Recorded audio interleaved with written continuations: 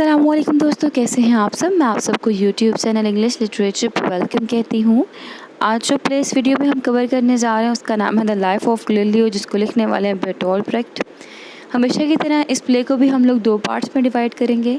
First part के अंदर हम लोग डिस्कस करेंगे overall introduction and second part के अंदर हम लोग इस प्ले की समरी को कवर करने वाले हैं। इस लेक्चर के अंदर हम लोग डिस्कस करने जा रहे हैं राइटर का इंट्रोडक्शन, इस प्ले के की इफ़ेक्ट्स, एपिक थिएटर क्या है, एपिक थिएटर के अंदर कौन सी टेक्निक यूज़ की राइटर ने, क्या चीज़ है जो उसको यूनिक बनाती है डिफरेंट प्लेस से, और इसके अलावा दो मॉडल्स जिसके अंदर हमारे पास फर्स्ट होगा जियोसेंट्रिक मॉडल एंड सेकंड होगा हेलियोसेंट्रिक मॉडल। इनके ऊपर हम बात करेंगे। फिर हम करैक्टर्स को भी डिस्कस करेंगे, इंपॉर्टेंट थीम्स होंगे उनको डिस्कस करेंगे, सिंबल्स को डिस्कस करेंगे। इन शॉर्ट ये जो फर्स्ट लेक्चर है हमारे सेकेंड लेक्चर को अंडरस्टैंड करने के लिए एक प्रॉपर वे में बेस होगी, एक प्रॉपर गाइडलाइन होगी जिसके अंदर हम लोग बहुत सी इंपॉर्टेंट बातें सीखेंगे। इसीलिए इस वीडियो को आप स्टार्ट से एंड तक कंप्लीट देखिएगा ताकि कोई भी इम्पोर्टेंट पॉइंट आपका मिस ना हो जाए और आप प्ले की प्रॉपर वे में अच्छे से अंडरस्टैंडिंग कर सकें। तो टाइम को वेस्ट किए बगैर हम हमारा टॉपिक स्टार्ट करते हैं। पहले हम बात कर लेते हैं राइटर की। राइटर कौन थे? बर्टोल्ट ब्रेख्ट, जिनका पूरा नेम है Eugene Bertolt Friedrich Brecht. Professionally इनको बर्टोल्ट ब्रेख्ट कहा जाता था। ये एक जर्मन थिएटर प्रैक्टिशनर थे। ये पोइट भी थे, प्ले राइट भी थे। 10 फरवरी 1898 को ये जर्मनी में पैदा हुए और 14 अगस्त 1956 को इनकी बर्लिन में डेथ हो जाती है। 20th सेंचुरी थिएटर के अंदर ये बहुत ही प्रोमिनेंट फिगर कंसीडर किए जाते हैं। ये वो राइटर थे जिनका मानना था कि हम लोग जो प्ले परफॉर्म करवा रहे हैं वो प्ले जो है वो इंटेलेक्चुअलिटी पे बेस करता हो, उसमें इमोशन का एलिमेंट ना इंक्लूड हो। ऑडियंस या स्पेक्टेटर यानी कि मैं, आप, हम जब प्ले देखने जाएं तो हमें पता हो कि हम प्ले देख रहे हैं, हम खुद को कैरेक्टर्स के साथ रिलेट ना करें। इनका फोकस ये था कि ये ऑडियंस को वेकअप करें, जगाएं और इन्वॉल्व करें ऑडियंस को इस चीज़ पे कि वो जज करें जो वो चीज़ देख रहे हैं। जो वो चीज़ देख रहे हैं उसको ऑब्ज़र्व करें, उसके बारे में सोचें, ना कि उसके अंदर इन्वॉल्व हो जाएं, ना कि उसके अंदर इमोशनली इन्वॉल्व हो जाएं, ना कि वो अपने आप को करैक्टर के साथ आइडेंटिफाई करना शुरू कर दें। तो इस चीज़ के लिए इन्होंने जिस टेक्निक पे काम किया उस टेक्निक को एपिक थिएटर कहते हैं। राइटर की first poem, very first poem 1914 में पब्लिश होती है। 1917 में ये मेडिकल स्टूडेंट के तौर पे इनरोल्ड होते हैं और उस ड्यूरेशन में जब ये मेडिकल स्टूडेंट के तौर पे इनरोल्ड हुए, इन्होंने थिएटर सेमिनार भी अटेंड किए और 1919 से 1921 के ड्यूरेशन के अंदर इन्होंने थिएटर क्रिटिसिज्म भी लिखे। इनका फर्स्ट प्ले बॉल जो कि 1923 में प्रोड्यूस्ड हुआ था। इनके जो बाकी के इम्पोर्टेंट वर्क्स हैं उनमें से नंबर 1 पे आ जाता है ब्रेख्ट ऑन थिएटर, फिर नंबर 2 पे आ जाता है थ्री पेनी नॉवल जिसकी पब्लिकेशन 1934 है। इसके अलावा इनका एक और वर्क जिसका नाम है a short organum for the theatre, इसकी पब्लिकेशन डेट 1949 है। इसके अलावा जो इनका इम्पोर्टेंट वर्क है उसका नाम है the business affairs of mister Julius Caesar, जो कि 1949 में पब्लिश हुआ। इन्होंने नॉवेल्स पे भी काम किया, पोइट्री पे भी काम किया, प्ले पे भी काम किया, लेकिन जो इनका फेमस और मेजर कंट्रीब्यूशन काउंट होता है वो प्ले के अंदर होता है, क्योंकि प्ले को प्रॉपर वे में लिखकर बाकायदा थिएटर में परफॉर्म करवाया जाता था और इनका इम्पोर्टेंट कंट्रीब्यूशन थिएटर के अंदर भी होता है, सबसे ज़्यादा एपिक थिएटर के अंदर। इम्पोर्टेंट थीम की बात करें राइटर की तो वो पॉलिटिक्स, रिलीजन और साइंस को बहुत डिस्कस करते हैं, हिस्ट्री को डिस्कस करते हैं और यही थीम हम लोगों को इस प्ले में भी देखने को मिलेगा। की फैक्ट्स की बात कर लेते हैं तो जो टाइटल है हमारे प्ले का फुल वो है लाइफ ऑफ गैलीलियो। 1938 में लिखा गया, डेनमार्क में लिखा गया, यानी कि आफ्टर ही इज़ एग्जाइल्ड। जब नाज़ी पार्टी आई थी, नाज़ी पार्टी ने आकर हमारे जो राइटर बर्टोल्ट है इनको सेल्फ एग्जाइल करवा दिया था और इस बेस पे डेनमार्क गए, स्वीडन गए, फिनलैंड गए, डिफरेंट कंट्रीज़ में गए। ठीक है, तो मींस अपने एग्ज़ाइल के बाद इन्होंने लिखा ये प्ले और 1914 में ये प्ले पब्लिश हुआ। उस टाइम लिटरेरी पीरियड जो चल रहा है वो मॉडर्निज्म का चल रहा है। जो जानरा है हमारे इसके अंदर वो प्ले एजिटप्रॉप मीन्स एक पॉलिटिकल प्रोपेगेंडा और एपिक थिएटर। इस प्ले के अंदर हम लोग जो सेटिंग देखेंगे वो वेनिस होगी, फ्लोरेंस होगी, रोम होगी। ये 3 प्लेसेस दिखाएंगे हम लोगों को। एंटागोनिस्ट के अंदर रोमन कैथोलिक चर्च दिखाया जाएगा, क्योंकि इस प्ले के अंदर हम देखेंगे रिलीजन का और साइंस का आपस में क्लैश, कि साइंस क्या कहती है और रिलीजन क्या कहता है, और इसी क्लैश के ऊपर ये पूरा का पूरा प्ले लिखा गया हुआ है। पहले हम बात करते हैं एपिक थिएटर की। एपिक थिएटर क्या होता है? Epic means something which is grand, बहुत बड़ा हो, और थिएटर जहाँ पे परफॉर्म करवाया जाए कुछ। तो यहाँ पे ना बेसिकली हुआ क्या था, एक ग्रैंड चेंज था थिएटर के अंदर। पहले चल रहे थे एरिस्टोटल के व्यूज़ के अकॉर्डिंग थिएटर, जिसके अंदर इमोशंस भी मैटर करते थे।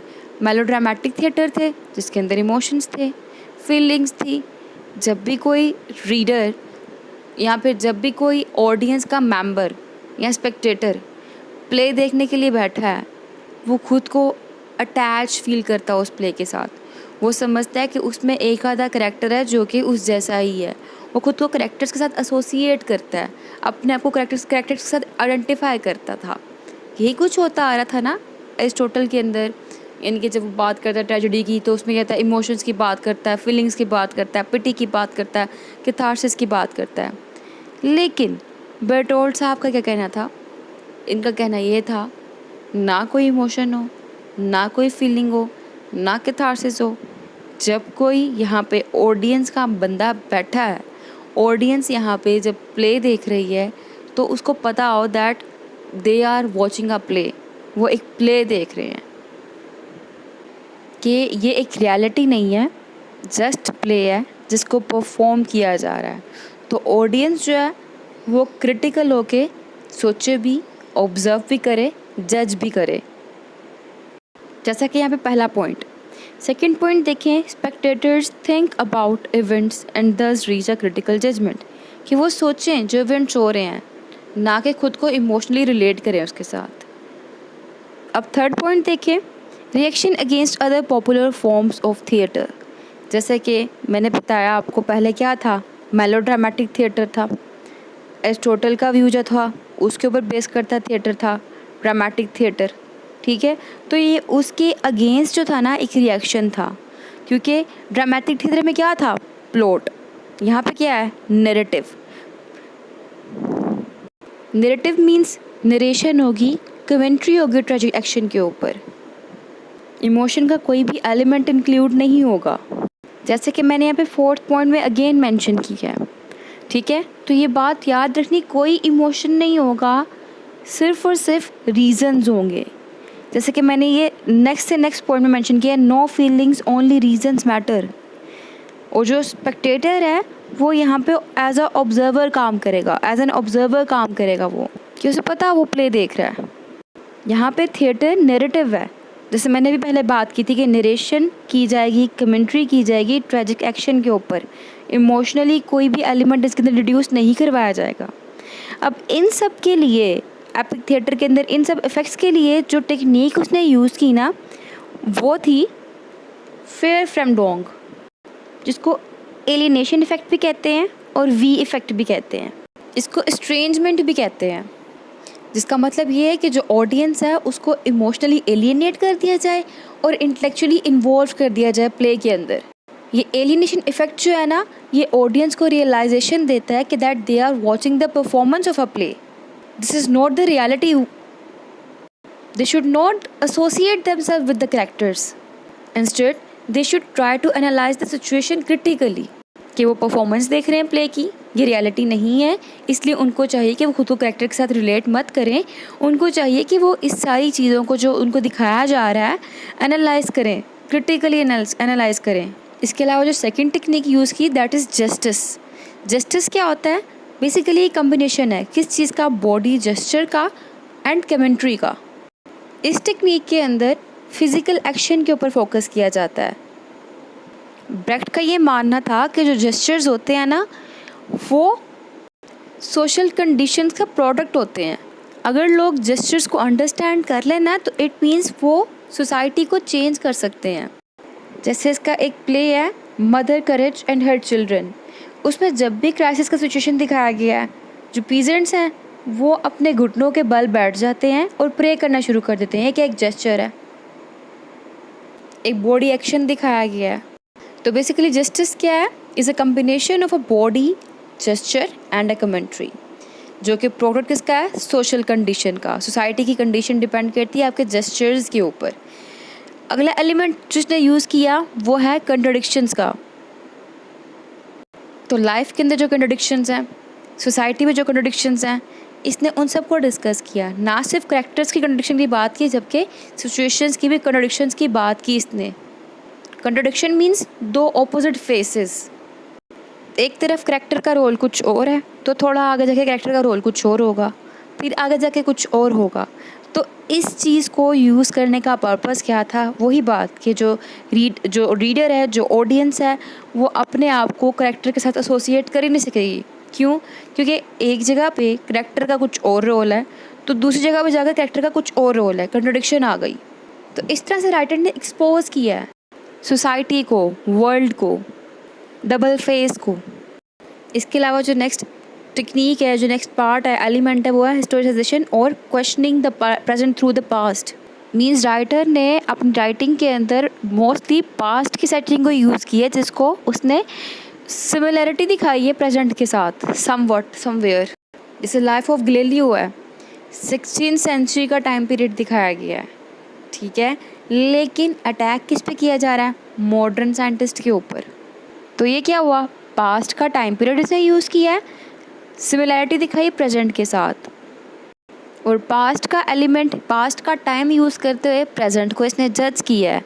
जैसे कि मैंने आपको बताया 16th सेंचुरी का गैलीलियो लेकर उसने मॉडर्न टाइम पीरियड के जो साइंटिस्ट हैं उसको क्रिटिसाइज़ किया है।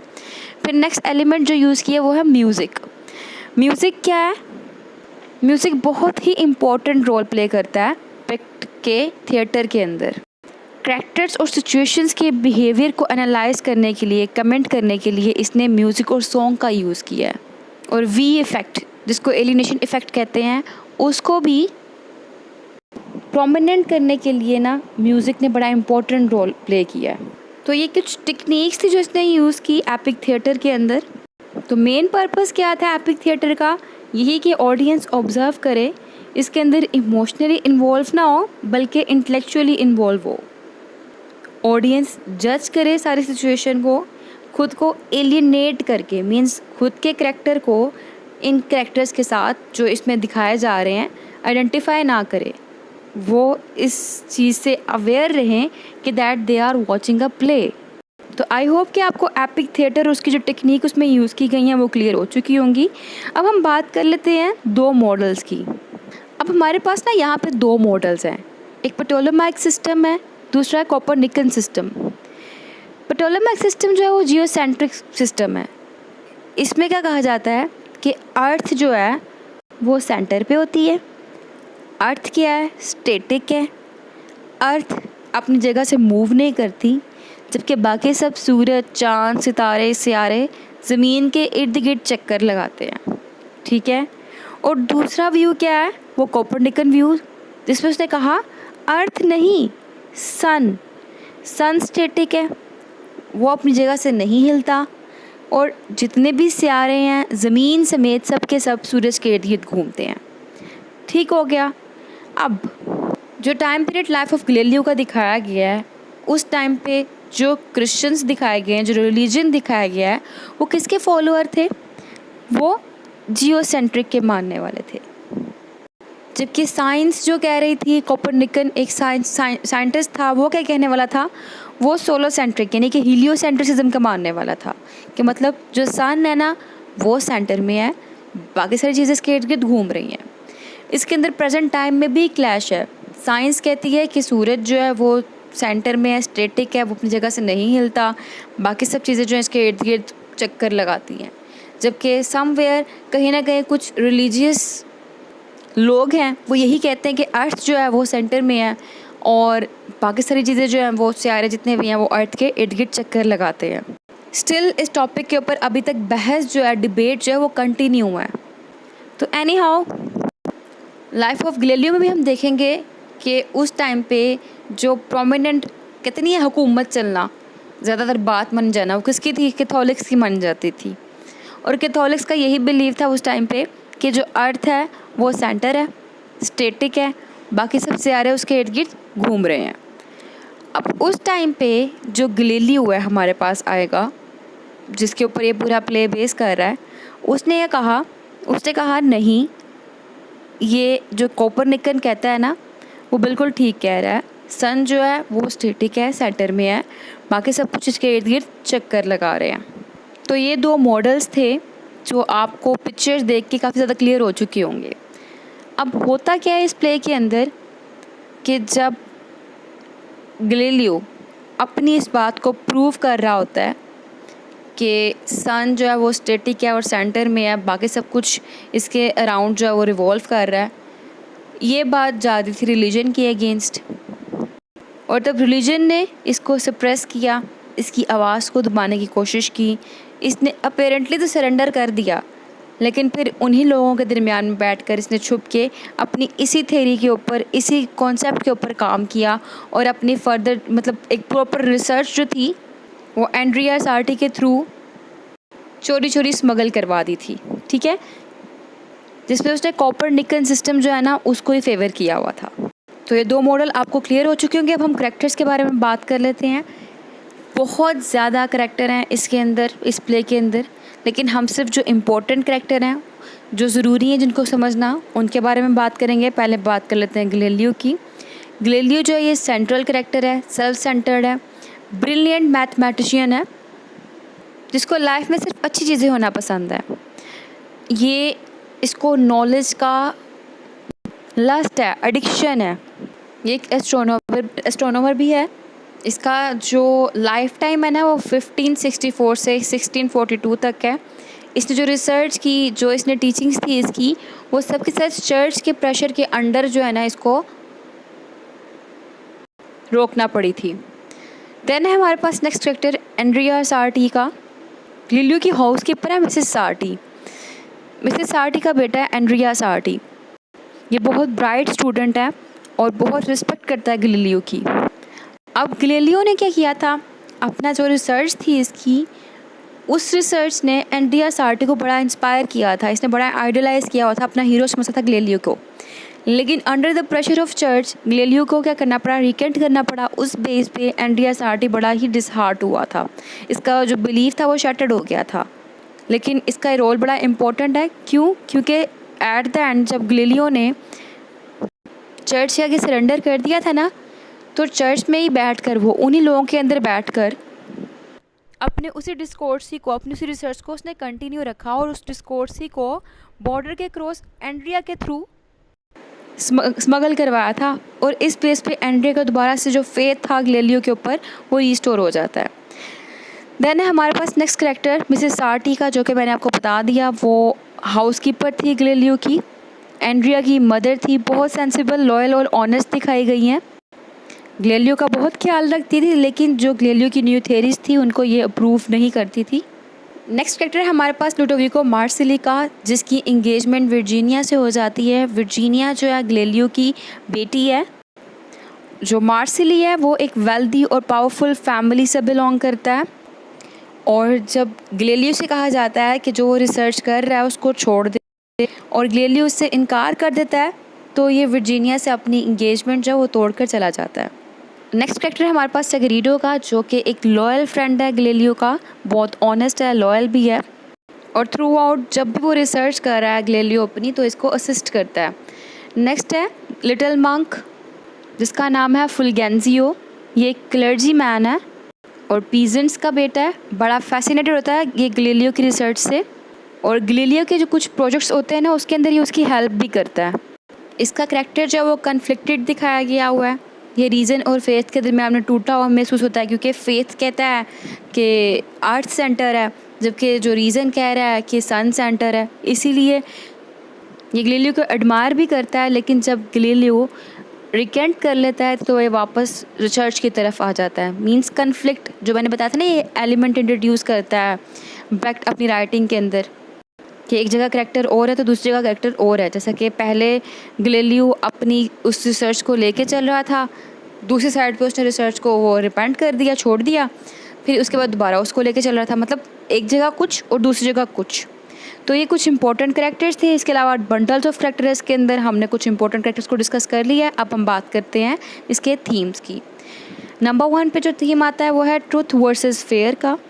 सच भी है लेकिन खौफ भी है। खौफ किसका है? रिलीजन का खौफ है, प्रेशर है। और ट्रुथ जो है वो कौन सा है? वो ट्रुथ जो उसने अपनी आंख से देखा कि सन जो है वो स्टैटिक है। जबकि फेयर किस चीज़ का है? जो चर्च है वो एक्सप्लॉइट करेगा। ये थीम जो इसके अंदर पैरेलल चल रहा है। जैसे कि लिटिल मॉन्क तो को देख लें, उसको भी फेयर किस चीज़ का है कि चर्च जो है उसको पनिश ना कर दे। और उसके अलावा क्या है? ट्रुथ क्या है? ट्रुथ उसको वही नज़र आ रहा है जो कि यहाँ पे गैलीलियो को नज़र आया।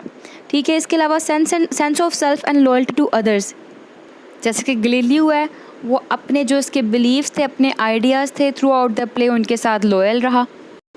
उसको खुद पे बड़ा बिलीफ है कि दैट जो उसने कहा वो सच है। हालांकि अथॉरिटी ने उसको ये सब कुछ अबंडन करने का कह दिया, छोड़ने का कह दिया, लेकिन फिर भी ये अपने काम के साथ लॉयल ही रहा। इसने अपने काम को नहीं छोड़ा। उसमें लॉयल्टी टू अदर्स क्या है? जैसे कि एंड्रिया, वो भी गैलीलियो के साथ लॉयल रहा थ्रू आउट द स्टोरी। उसके साथ साथ हमारे पास यहाँ पे करैक्टर था सैग्रीडो का, वो भी बड़ा लॉयल रहा गैलीलियो के साथ। जितने भी गैलीलियो के पपल्स थे, जितने फॉलोअर्स थे, सबके सब इसके साथ लॉयल ही रहे। देन है रिलीजन, जो कि इम्पोर्टेंट थीम है और इम्पोर्टेंट क्वेश्चन भी है, रिलीजन वर्सेस साइंस। ठीक है। यहाँ पे देखा रिलीजन जो है वो ओप्रेस भी कर रहा था। रिलीजन जो है यहाँ पे डोमिनेंट रोल भी प्ले कर रहा था। यहाँ पे रोमन कैथोलिक चर्च दिखाया गया, रिलीजन का बहुत इंपॉर्टेंट रोल दिखाया गया। लेकिन साथ ही साथ जो गैलीलियो है उसको एंटी रिलीजियस नहीं दिखाया गया है यहाँ पे, लेकिन उसको जो साइंस है ना, साइंस ही as a source of religion दिखाया गया है। मतलब गैलीलियो का ये मानना है कि pursuit of science is a religious act. Any how जब आप प्ले पढ़ेंगे देखेंगे कितने रिलीजियस करेक्टर्स आए हैं, उनका आगे से अपना रोल है। तो रिलीजन जो बड़ा इंपॉर्टेंट रोल प्ले कर रहा है यहाँ पे। और रिलीजन का यहाँ पे बिलीफ दिखाया गया है जियोसेंट्रिक, जो कि क्लैश है साइंस के साथ। ठीक है। पेरेंटहुड, यहाँ पे देखा पेरेंटहुड का बड़ा इंपॉर्टेंट थीम है। जैसे कि गैलीलियो के पास एक बेटी है वर्जीनिया, वो उससे बड़ा प्यार करता है। इस तरह मिसेस सार्टी जो है उनका एक बेटा है एंड्रिया, वो उनसे बड़ा प्यार करती है। लेकिन यहाँ पे दोनों पेरेंट्स का डिफरेंट रोल दिखाया गया। जैसा कि मिसेस सार्टी हैं वो अपने बेटे एंड्रिया को बहुत ज़्यादा वैल्यू देती हैं किसी चीज़ के मुकाबले में, जबकि जो गैलीलियो है उसके लिए जो चीज़ मैटर करती है वो ट्रूथ मैटर करता है। इवन कि इसकी ट्रूथ की बेस पे वर्जीनिया जो है उसकी इंगेजमेंट भी टूट गई थी। फिर क्लास अनरेस्ट की बात करें तो पता है जो गैलीलियो है वो अपर फैमिली से बिलोंग नहीं करता था, इतने सोर्सेज भी नहीं थे। यहाँ पर लिटिल मंक का करैक्टर है जिसकी फैमिली जो थी वो पीजेंट्स थी, वो भी इतना रिच नहीं था। मतलब यहाँ पे lower and upper class system दिखाया गया है। जैसे कि हमने देखा था लुडोविको, वो अपर क्लास से बिलोंग कर रहा है। तो इन शॉर्ट यहाँ पे हम लोगों को मार्क्सिस्ट एलिमेंट भी दिखते हैं। फिर है करप्शन। एक बड़ी इंपॉर्टेंट कोटेशन है गैलीलियो की, कहता है someone who does not know the truth is just thick-headed, but someone who does know it and calls it a lie is a crook। मतलब यहाँ पे देखा गया है कि करप्शन कहाँ पे की जा रही है। वही बात जियोसेंट्रिक की और हेलियोसेंट्रिक की, कि वो कहता है सन स्टैटिक है और लोग कहते हैं यानी कि रिलीजन कहता है अर्थ स्टैटिक है। अब वहाँ पे जब उसने टेलीस्कोप पे दिखाया तो लोगों को सन स्टैटिक नज़र आया, लेकिन उस चीज़ को सप्रेस कर दिया। और साथ ही साथ गैलीलियो को भी कहा कि जो अपनी रिसर्च करा उसको यहाँ पे गिव अप कर दे, क्योंकि वो रिलीजन के अगेंस्ट जा रही हैं। तो इस बात के थ्रू यहाँ पे करप्शन के थीम को हाईलाइट किया गया। फिर है लास्ट थीम जो है वो मर्टरडम का है। जैसे कि जो गैलीलियो है वो रिकेंट कर लेता है जितने भी इसके आइडियाज़ हैं, उन सबको कहता है कि मैं इसके ऊपर काम नहीं करूँगा पनिशमेंट से बचने के लिए। मरने की बजाय इसने अपनी लाइफ को प्रेफर किया। और जो सेक्रीफाइस इसने यहाँ पे बनाया था वही सेक्रीफाइस था कि इसने अपने आप को लाइफ टाइम एग्जाइल होता है ना, सॉरी लाइफ टाइम इम्प्रिजन करना, इसने उसको प्रेफर किया। मींस अपने आप को इम्प्रिजन करवा लिया। ठीक है। लेकिन वहाँ पे इसने अपना काम चोरी चोरी कंटिन्यू रखा। अब एंड्रिया को इस चीज़ ने बड़ा तकलीफ़ दिया था कि ये गैलीलियो सच बोलते बोलते मर्डर होने की बजाय अपनी जान बचाते बचाते इम्प्रिजन हो गया। जबकि रियलिटी कुछ और थी, वो ये थी कि इम्प्रिजन्ड हुआ ताकि अपने काम को कंटिन्यू रख सके। ठीक है, तो ये इसके थीम्स थे। अब हम बात कर लेते हैं सिंबल्स की। Galileo's telescope. टेलीस्कोप जो है यहाँ पे रिप्रेजेंट करिए division between the research and observation based method of science, और साथ ही साथ जो है blind faith and obedience on religion. तो इन शॉर्ट ये साइंस वर्सेस रिलीजन को सिंबलाइज कर रही है, फेथ वर्सेस रीज़न को सिंबलाइज कर रही है, फेयर वर्सेस ट्रुथ के थीम को सिंबलाइज कर रही है। नेक्स्ट है हमारे पास जो थीम, वो है द ओल्ड वुमेन विच, ये जो है यहाँ पे सिंबलाइज कर रही है इग्नोरेंस को। ये ओल्ड वुमेन है कौन? बेसिकली एंड्रिया जब गैलीलियो की बुक को स्मगल करके लेके जा रहा होगा इटली से बाहर, तो इसका ना इनकाउंटर होता है एक बॉय के साथ जो टॉर्मेंट कर रहा होता है एक वुमेन को। वो कह रहा होता है he is a witch, sorry she is a witch. तो एनी हाउ वहाँ पे जो वो लेडी होगी ना, वो इग्नोरेंस को सिंबलाइज कर रही है। फिर हमारे पास आता है वेस्टमिंट्स। वेस्टमिंट्स जो है वो सिंबलाइज कर रहा है disappearance of the person into the role of the pope and the power of the office to subsume the person who occupies it. In short it is a symbol of transformation. ठीक है, change का symbol है। फिर है apples. Play के बिल्कुल start में Galileo जो है ना अपनी theory of a heliocentric solar system को प्रूव करने के लिए ना एप्पल का यूज़ करता है। तो यहाँ पे एप्पल बेसिकली फिर किसका मेटाफर हुआ? अर्थ का, कि एप्पल यहाँ पे अर्थ को सिंबलाइज कर रहा है। एप्पल जो है यहाँ पे सिंबल ऑफ नॉलेज भी हुआ। और जैसे कि क्रिश्चियनिटी का बिलीफ है कि गार्डन ऑफ एडन के अंदर हज़रत आदम ने जो फ्रूट खाया था दैट इज़ एप्पल। तो उसी क्रिश्चियन आइकोनोग्राफी को लेते हुए यहाँ पे एप्पल फॉरबिडन नॉलेज को भी सिंबलाइज कर रहा है। और यहाँ पे जो गैलीलियो की एडवांसमेंट थी, इंटेलेक्चुअल एडवांसमेंट, ठीक है, उस चीज़ को यहाँ पे एडम और ईव के ईटिंग द फॉरबिडन एप्पल के साथ भी रिलेट किया जा सकता है। मतलब कि एडम और ईव ने एप्पल खाया था तो उसके बाद क्या हुआ था, उनको लॉस फेस करना पड़ा था। सेम यहाँ पे गैलीलियो ने एप्पल को यूज़ किया था अपनी थ्योरी को प्रूव करने के लिए, और उसको भी लॉस फेस करना पड़ा था, रिकेंट करना पड़ा था। फिर द प्रूविंग स्टोन। एप्पल की तरह गैलीलियो ने स्टोन्स को भी टीचिंग टूल के तौर पे यूज़ किया, लेकिन जहाँ पे एप्पल फॉरबिडन ट्रुथ को रिप्रेजेंट कर रहे थे, स्टोन यहाँ पे रिप्रेजेंट कर रहे हैं widely accepted knowledge that's wrong. तो बेसिकली यहाँ पे जो स्टोन था उसने तब यूज़ किया जब उसने इंडिकेट करना था कि लोग कैसे ब्लाइंडली टीचिंग को फॉलो करते हैं। ठीक है, तो उसके बाद नेक्स्ट सिंबल है हमारे पास फायर का। फायर हो गया, फ्लेम हो गया, बर्निंग हो गया, हमने देखा है कॉन्स्टेंटली गैलीलियो की लाइफ के अंदर प्रेजेंट है। और रीज़न भी क्लियर है, क्योंकि गैलीलियो जो था वो डरता था कि उसको कहीं आग में जला ना दिया जाए, और इसी थ्रेट की बेस पे कि उसको जला ना दिया जाए उसने रिकेंट किया था अपनी जो रिसर्च थी उस बेस पे। तो फायर बेसिकली यहाँ पे थ्रेट को, डेंजर को सिंबलाइज कर रही है। तो ये कुछ इंपॉर्टेंट सिंबल्स थे। इंपॉर्टेंट क्वेश्चन जो इस प्ले के हैं वो है साइंस एंड रिलीजन, इसके अलावा एपिक थिएटर, इसके अलावा character of Galileo and social political value. ये इसके इंपॉर्टेंट क्वेश्चन है। आई होप कि आपको ये जो लेक्चर था अच्छे से समझ आ चुका होगा, किसी भी किस्म की कोई कन्फ्यूजन नहीं रही होगी। फिर मिलते हैं अगले वीडियो में अगले लेक्चर के साथ, तब तक के लिए अल्लाह हाफिज़।